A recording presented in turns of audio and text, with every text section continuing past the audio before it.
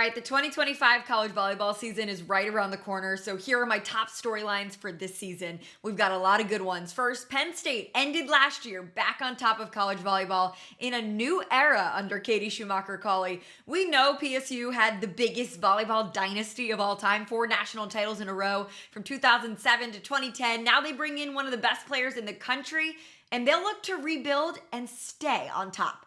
2, Nebraska heads into the season at number 1. Looks like the most dangerous lineup in the country. New head coach. Can they live up to the hype? A lot of high hopes and expectations with one of the most talented lineups. 3, multiple teams got an entirely new look in the transfer portal. The season is going to start fast and strong. It'll be interesting to see how rosters with players from all over the country gel with one another and how quick. 4, we have incredible non-conference tournaments this year for the first time. So many top 10 matchups, top 25 matchups right out of the gates.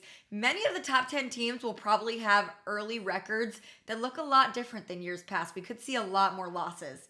5, it feels like we have some new fun matchups to keep our eye on, or old rivalries that have an added flair this season. With the rise of Texas A&M after last year's run, that Texas versus Texas A&M rivalry seems even more fun this year. How about Louisville versus Kentucky? New stars on both of those teams that used to be a duo at Purdue, Eva Hudson and Chloe Chacoin.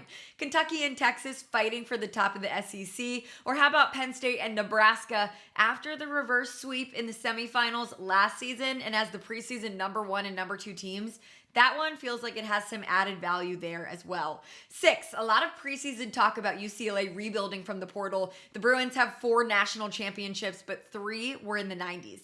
This rebuild could be a push to bring UCLA back to the forefront of college volleyball. Will it happen? 7, we have multiple new coaching eras beginning in 2025. Multiple legendary head coaches step down after 2024. John Cook, Ray Bouchard, Mary Wise, and more. We will now embark on the new eras of Danny Busboom Kelly at Nebraska, Matt Ulmer at Kansas, Dan Meskey at Louisville, and a lot more. 2025 feels like the start of a new era of college volleyball.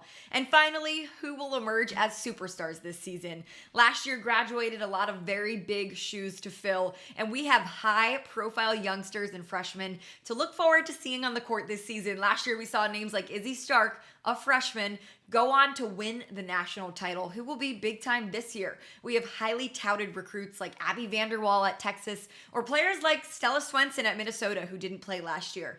So many question marks for this season, and what I feel like is one of the most highly anticipated college volleyball seasons yet. I'm so excited. Drop any more storylines you can think of in the comments.